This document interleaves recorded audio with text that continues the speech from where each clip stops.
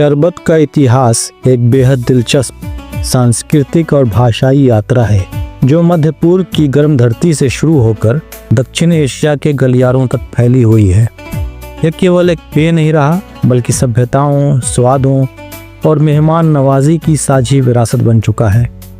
शरबत शब्द की उत्पत्ति अरबी भाषा के शब्द शरबा से हुई, जिसका अर्थ है घूंट या पीने की चीज़।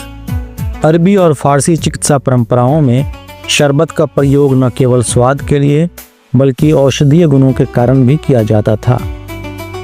यूनानी इस्लामी चिकित्सा यानी यूनानी तिब्बी परंपरा में गुलाब, सौंफ, इलायची, नींबू, खस आदि से बने शरबतों को शरीर को ठंडक देने में और संतुलन बनाए रखने के लिए इस्तेमाल किया जाता था। 8वीं से 13वीं सदी के दौरान अब्बासी खिलाफत के ज़माने में बगदाद, दमिश्क और काहिरा जैसे शहरों में शरबत बहुत लोकप्रिय हुआ।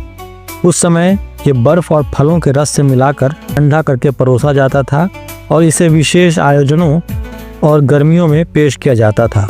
उस्मानी तुर्कों ने इसमें कई प्रयोग किए।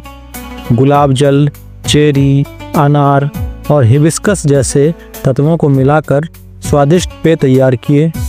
ये शरबत के नाम से जाना गया। ऑटोमन साम्राज्य की रसोई में यह रिवाज था कि किसी मेहमान के आने पर या शादी जैसे अवसरों पर शरबत परोसा जाए। शरबत भारत में मुख्यतः मुगल काल के दौरान आया। बाबर को भारत की गर्मी से शिकायत थी और उसने काबुल से बर्फ़ मंगवाकर शरबत पीने की परंपरा शुरू की।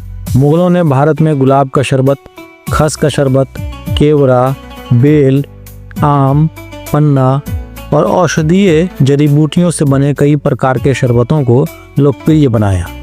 आम जनता के बीच भी ये पेय लोकप्रिय होता गया क्योंकि इसकी सामग्री स्थानीय रूप से उपलब्ध थी और ये गर्मी से राहत देने वाला सस्ता उपाय था। ब्रिटिश राज के दौरान भारतीय शरबतों को कॉर्डियल्स और सिरप के रूप में पश्चिमी दुनिया में पेश किया गया। रूह अफ़ज़ा जो 1907 में हकीम हाफिज़ अब्दुल मजीद ने तैयार किया था, भारतीय उपमहाद्वीप का सबसे प्रसिद्ध यूनानी तिब्बी शरबत